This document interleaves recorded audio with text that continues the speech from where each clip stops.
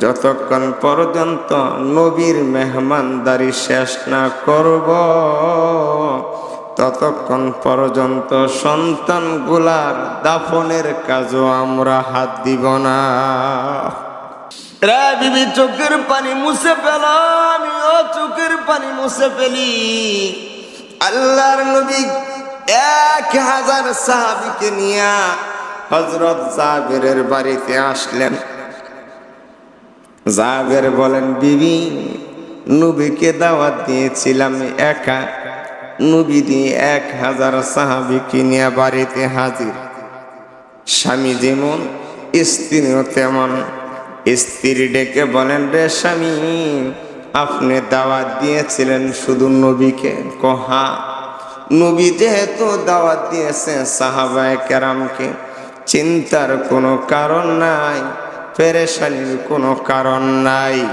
কারণ যে আল্লাহর উপর আমরা ঈমান এনেছি, এই আল্লাহ কোরআন শরীফে ওয়াদা দিয়েছেন, ইয়াউমা লা ইউখিজিল্লাহুন নাবিয়্যা ওয়াল্লাযীনা আমানু মাআহু। ওই আল্লাহ কোনদিন নবীকে অসম্মান করবে না।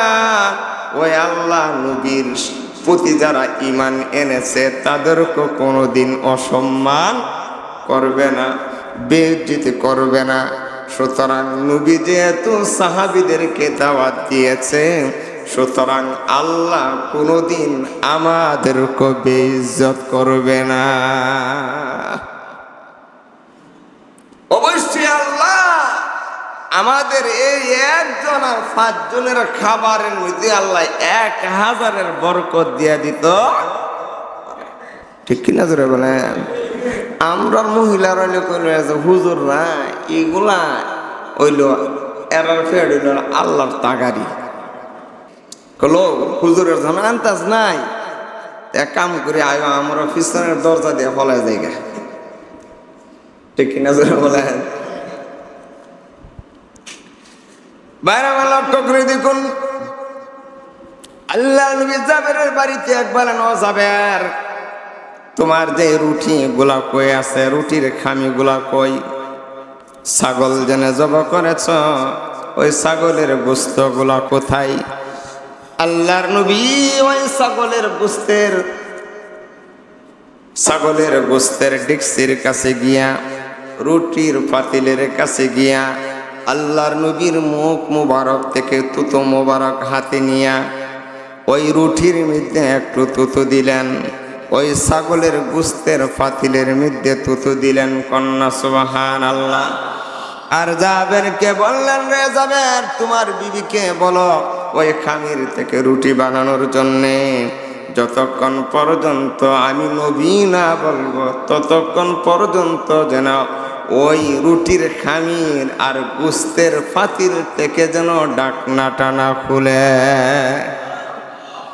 জাবেরের বিবি ওই চুলার মধ্যে খামির থেকে রুটি বানাইতে লাগলেন, আর সাহাবায়ে কেরামকে রুটি দিতে লাগলেন, গোস্তের পাতিল থেকে গোস্ত দিতে লাগলেন।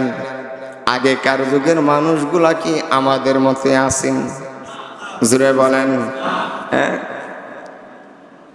আমরা মতে আছি যে একটা গোস খাইব না আর গোস খাওয়া যাইতো না। ঠিক কিনা জুড়ে বলেন? আরেকটা লন না, আমার ডায়াবেটিস। কি আগে কোনো ডায়াবেটিস আছে? আরো জোরে বলেন। তাদের শক্তি কি আমাদের মতে আছেন? বাইরে আমার রুটি দিতে লাগলেন। আল্লাহ নবীর সাথে প্রায় 1000 সাহাবী এসেছিল, সবাই রুটি খাইল, সবাই ওই ছোট্ট ছাগল এর গোশ খেতে লাগলেন। আল্লাহর নবী বলেন, সাহাবায়ে কেরাম খায়া শেষ হয়েছেনি? জাবের বলেন, ওগো নবীজি, সবাই রে খাওয়াইলাম। জোরে কন্যা। আল্লাহর নবী বলেন, রে জাবের, ওই মদিনাতে তোমার গোষ্ঠীর লোকেরা কোথায়? তোমার গোষ্ঠীর লোকদের ডাক দাও। জোরে কন্যা। গোষ্ঠীর লোকদের ডাক দিলেন, গোষ্ঠীর লোকেরা এসে খাইল। আল্লাহর নবী বলেন, জাবের, এখন বসো, আমার আর তোমার ফলা, আসো আমি আর তুমি খাই। আল্লাহ নবীর জন্য দস্তরখান বসা হলো, দস্তরখান বিছানো হলো। এই দিক দিয়ে আল্লাহ রাব্বুল আলামিন জিব্রাইলকে ডেকে বলেন, রে জিব্রাইল, তাড়াতাড়ি যা, আমার বন্ধুর কানে কানে গিয়া বল, আমার বন্ধু যেন জাবেরের 2 ছেলেকে সাথে নিয়ে খায়। জোরে কন্যা, যতক্ষণ পর্যন্ত জাবেরের 2টা ছেলেকে সামনে না আনা হবে, আমার বন্ধু যেন গোস্তের মধ্যে একটা হাত না দে। আল্লাহ নবী দস্তরখানে বসে বললেন, জাবের, তোমার 2টা ছেলে কোথায়?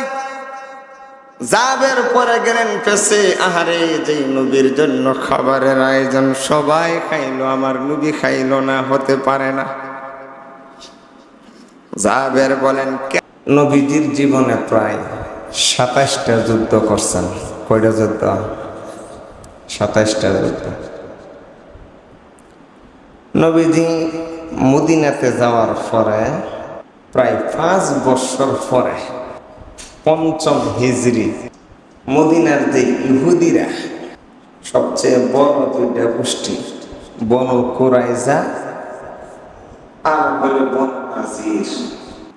এই বনু কুরাইজা আর বনু নাজির, এই ইহুদিরা মক্কার কাফেরদের সাথে গোপনে চুক্তি করে কিভাবে মদিনা থেকে মুসলমানকে শেষ করা যায়, মুসলমানকে কিভাবে দুনিয়া থেকে বিদায় করণ যায়, এই ফিকির করে সকল কাফের ইহুদি সবাই একত্রিত হয়ে মদিনার মধ্যে হামলা দেওয়ার প্রস্তুতি নিতেছে।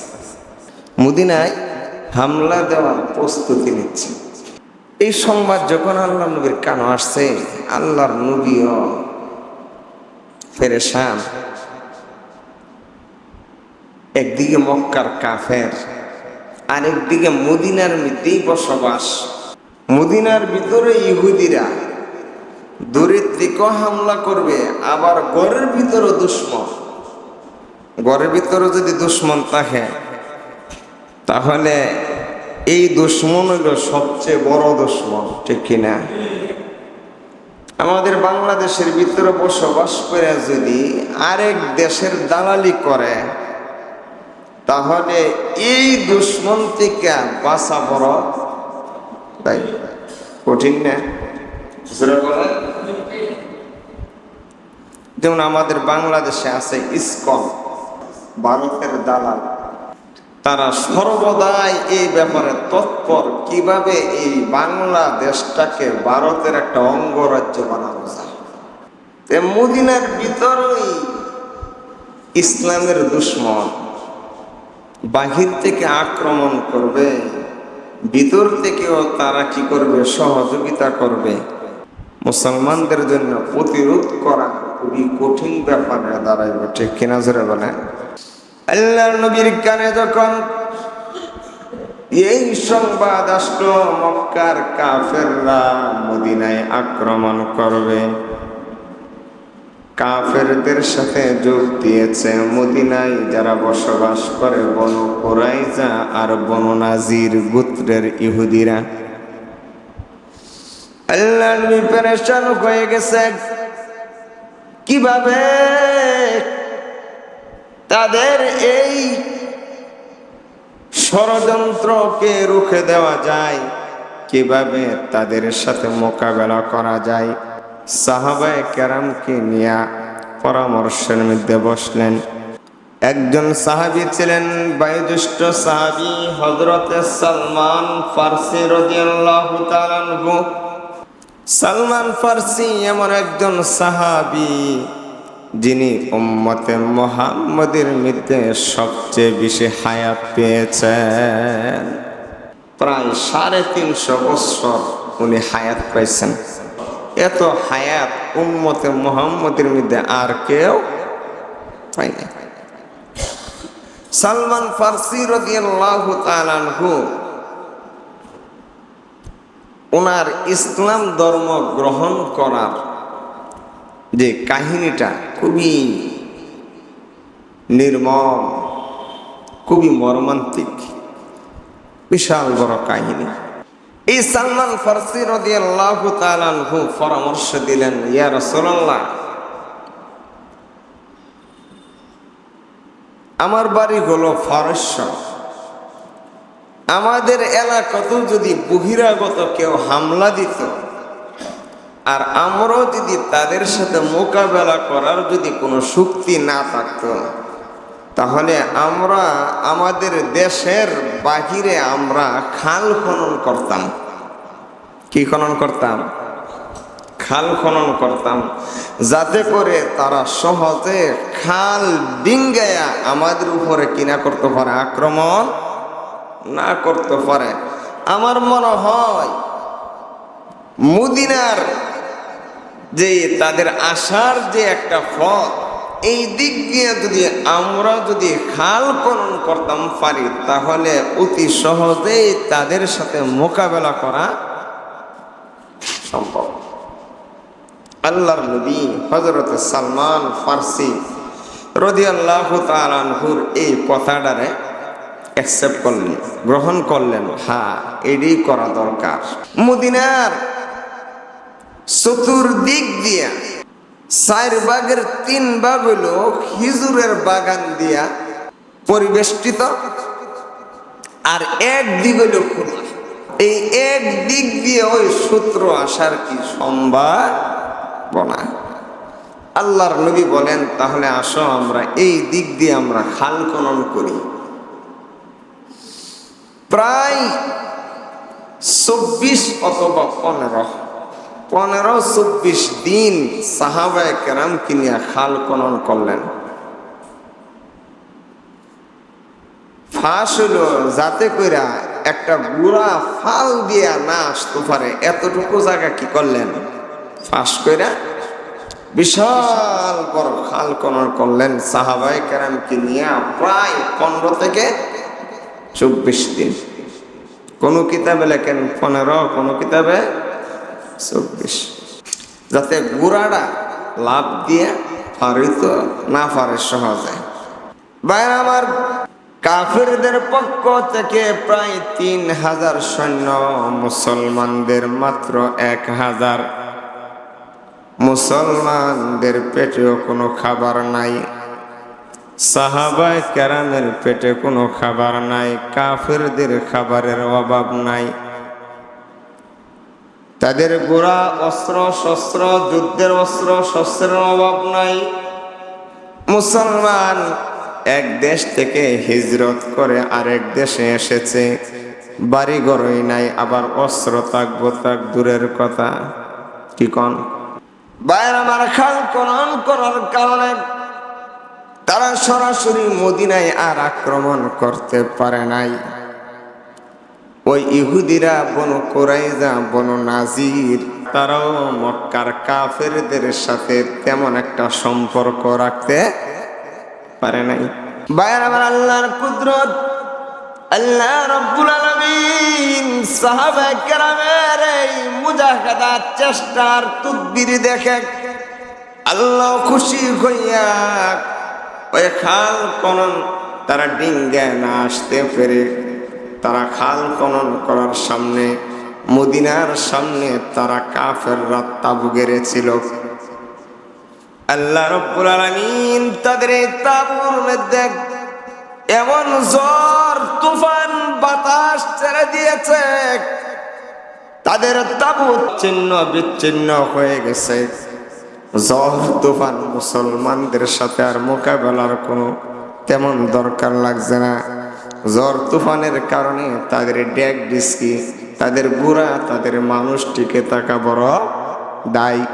বাইরে আমার লক্ষ্য করে দেখুন, মুসলমান মাত্র 8 জন মুসলমান শাহাদত বরণ করেছিল, আর কাফেরদের 4 জন। অথচ এই খাল যদি খনন না করতো, কাফেরদের মোকাবেলা করা মুসলমানদের পক্ষে সম্ভব। বাইরে আমার আসল কথা হলো আল্লাহ রব্বুল আলামিন তুতুর মিদ্যে নবীজির তুতুর মিদ্যে যে কি বরকত রেখে দিয়েছেন, এই কথাটা বোঝানোর জন্য আমি ওই খন্দকের যুদ্ধের কথা বলতেছি। খন্দক মানে পরীক্ষা, খালকে আরবিতে বলে খন্দক।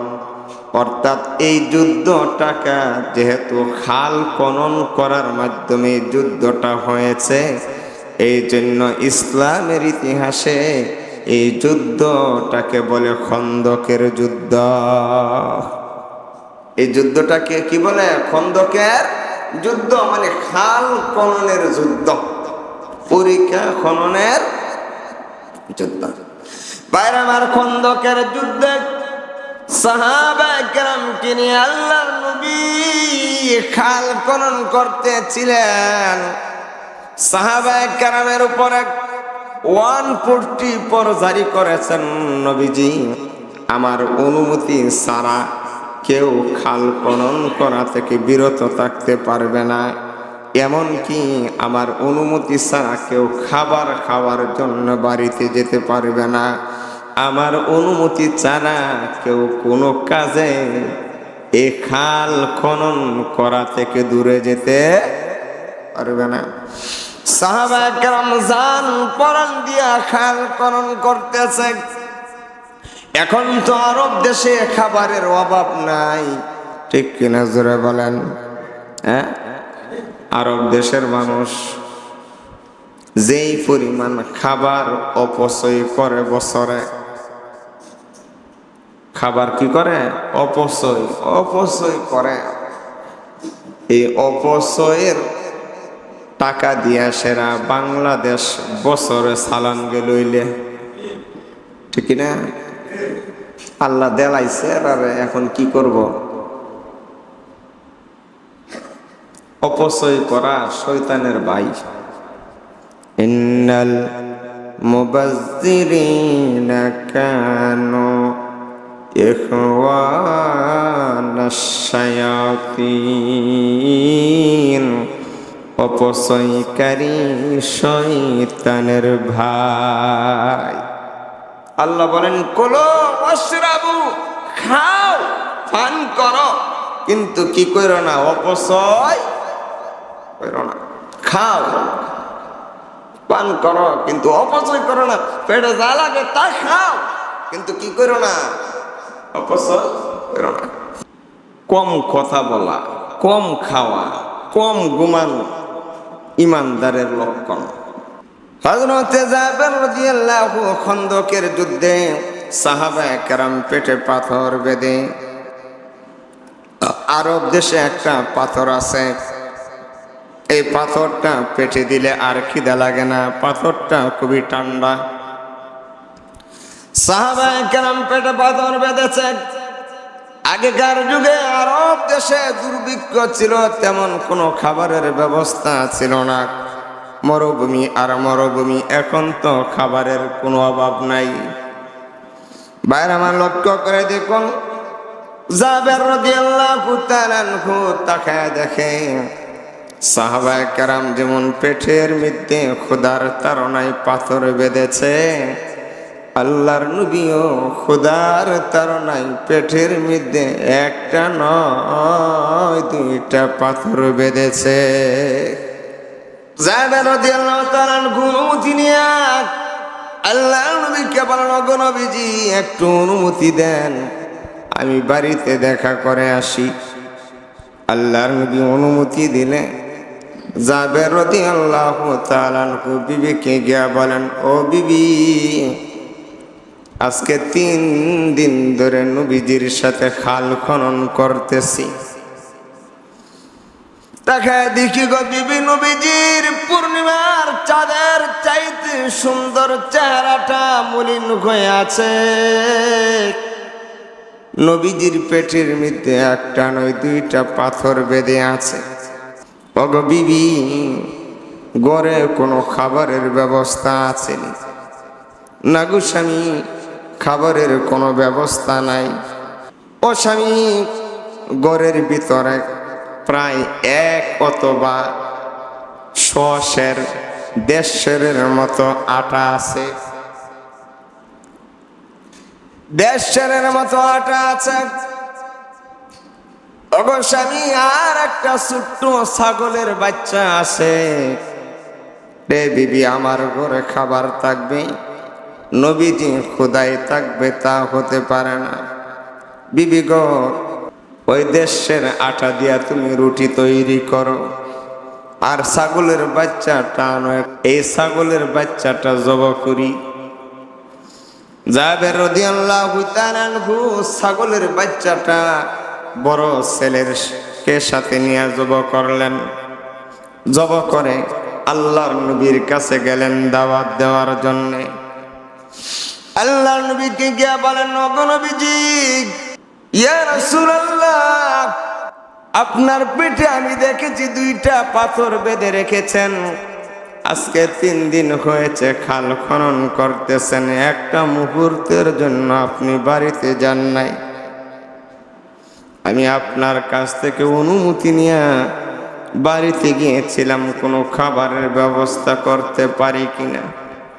নবী গো, আমি বাড়িতে গিয়ে একটা ছাগল জবাই করে এসেছি, ছোট্ট একটা ছাগল, 4-5 জন লোক খেতে পারবে।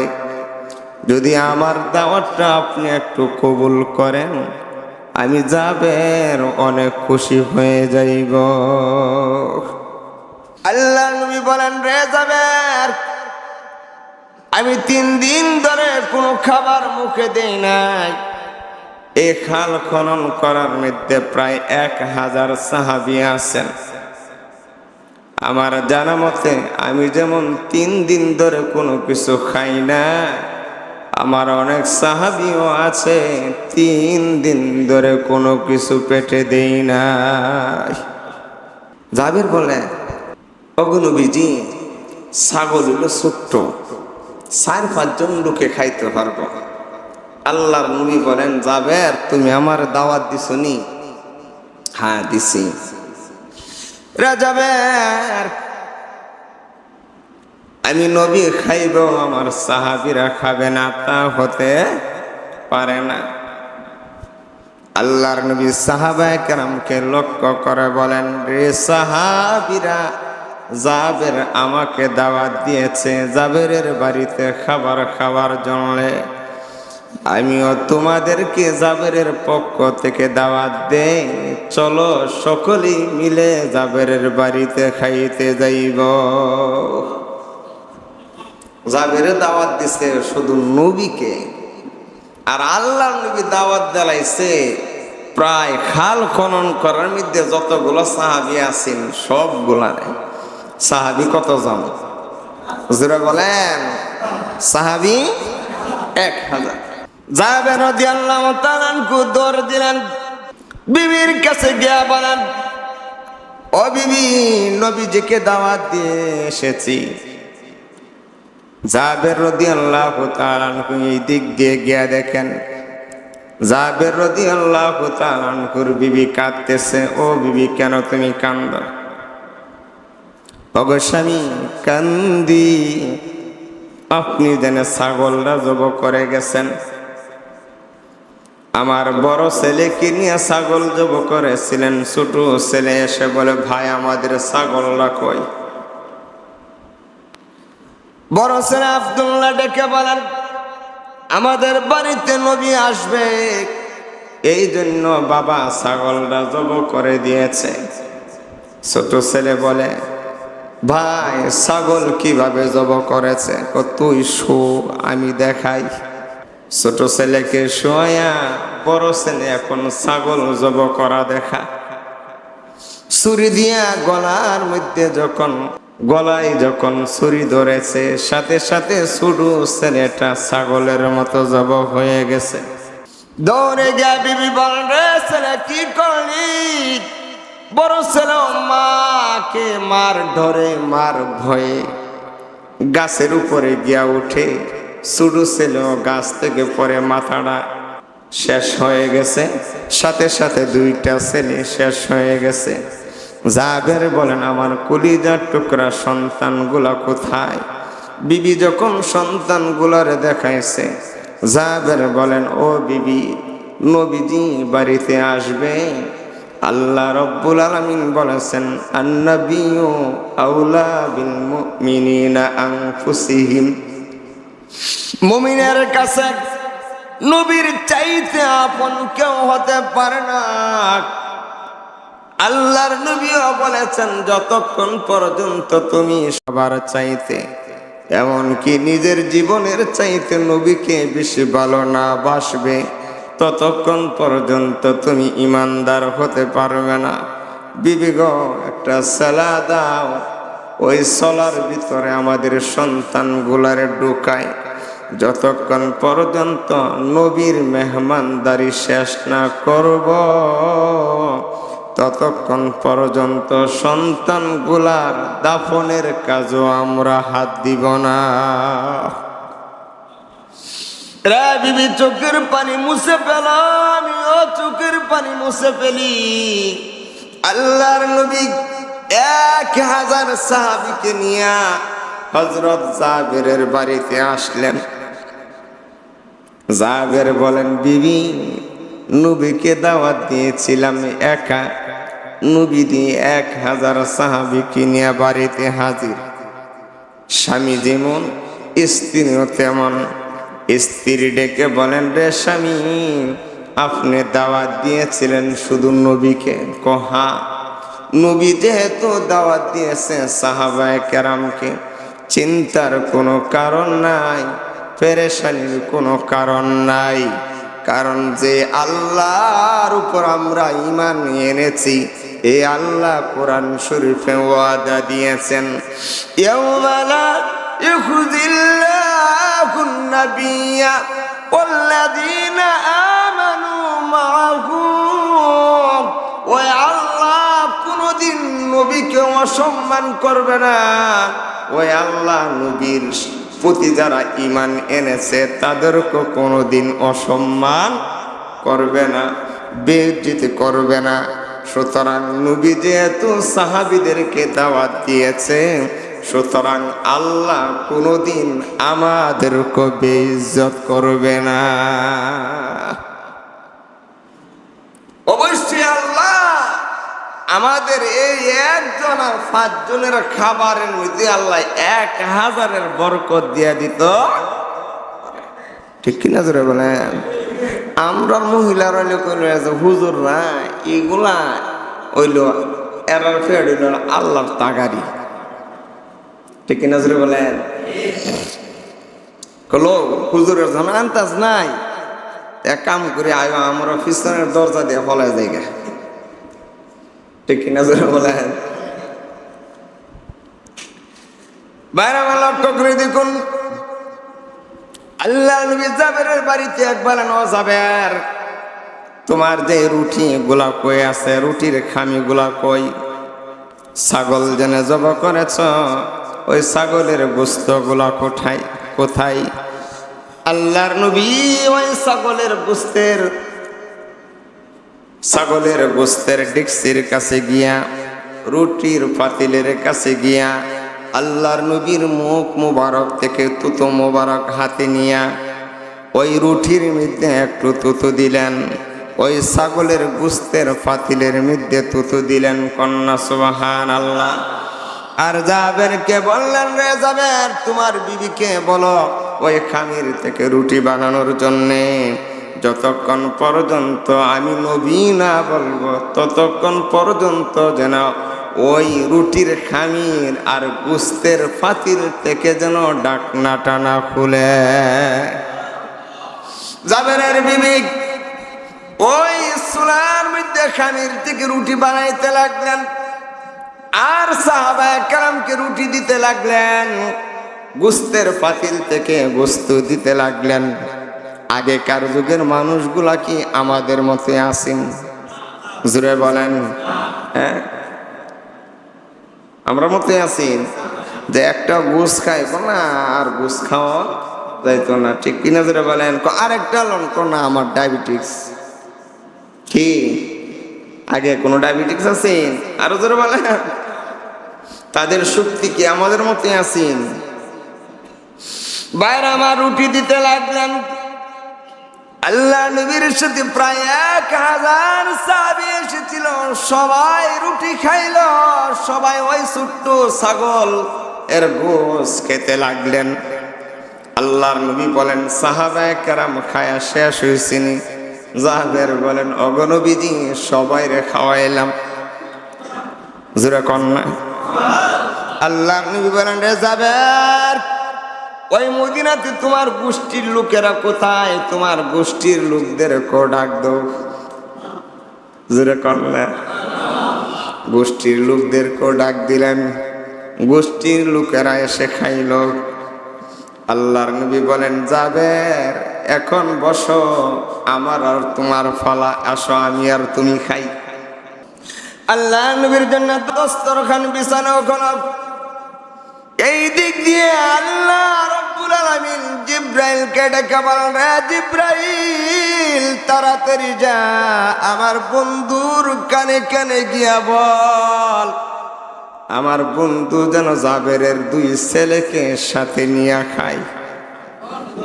জোরে কন্যা যতক্ষণ পর্যন্ত জাবেরের 2টা ছেলেকে সামনে না আনা হবে, আমার বন্ধু যেন গোস্তের নিতে একটা হাত না দে। আল্লাহ নবী দস্তরখানে বসে বলেন, রে জাবের তোমার 2টা ছেলে কোথায়? জাবের পরে গেলেন পেছে। আহারে, যেই নবীর জন্য খাবারের আয়োজন, সবাই খাইলো, আমার নবী খাইলো না, হতে পারে না।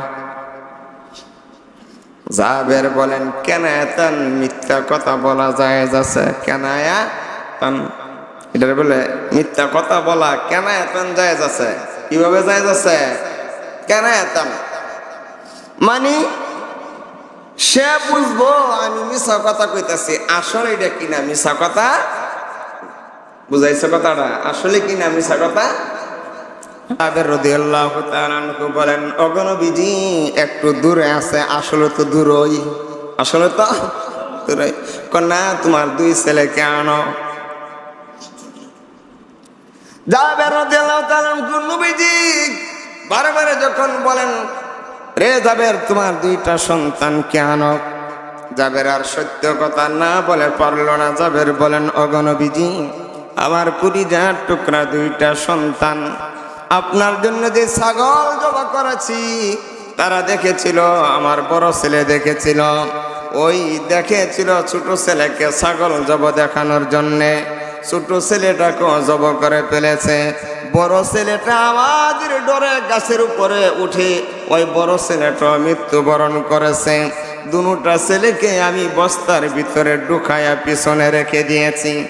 আল্লাহর নবী বলেন, রে জাবের তুমি যে আল্লাহ রাসূলের জন্য যে মহব্বত দেখাইছ, আল্লাহ রাব্বুল আলামিন তোমার প্রতি এত খুশি হয়ে গেছে, যাও তুমি গিয়া ওই বস্তার পাশে গিয়া তোমার 2টা সন্তানকে গিয়া ডাক দাও। যেরকম জাবের রাদিয়াল্লাহু তাআলা গিয়া বস্তার পাশে গিয়া ডাক দিলেন, রে আব্দুল্লাহ 2টা ছেলেকে গিয়া যখন ডাক দিলেন, কিতাবের মধ্যে আসছে ডাক দিতে দেরি হয়েছে। 2টা সন্তান যেন মৃত্যুবরণ করেছিল, ওই মৃত সন্তানগুলা জীবিত হইয়া আল্লাহর নবীর পাশে এসে ইয়া রাসূলুল্লাহ ইয়া হাবিবাল্লাহ বলতে দেরি করে নাই। হুসনা ইউসুফ দমা ঈসা ইয়াদ বাইজা দারি আছে খুবা হামাদারাদ তো তনহাদারি। আল্লাহ রাব্বুল আলামিন সকল নবীদেরকে যে মুজিজা দান করেছেন, একা আমাদের নবীকে আল্লাহ তা দান করেছেন। কবি বলেন যে ঈসা আলাইহিস সালাতু ওয়াস সালাম কবরের পাশে গিয়া কুম বিইজনিল্লাহ বললে, কবরের লাশ যেটা হয়ে যাইতো, আমাদের নবীকে আল্লাহ সেই মুজাজা দিয়েছিল, উনিও মরা মানুষকে যেটা কইরা দেখাইছে। ঠিক কিনা জোরে বলেন?